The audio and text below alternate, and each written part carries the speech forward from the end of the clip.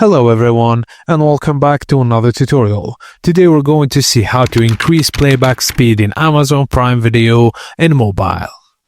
First thing first, open the Prime Video app on your Android or iOS device. Start playing any movie or TV show of your choice, then tap anywhere on the screen to bring up the playback controls.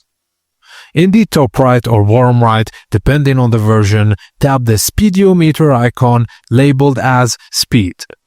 Choose your preferred playback speed, 0.5 slower playback, 1 normal speed, and then you have faster playback. The video will immediately adjust to new speed. It's just a tip, playback speed settings apply per video session. If you start a new episode or movie, you may need to adjust it again.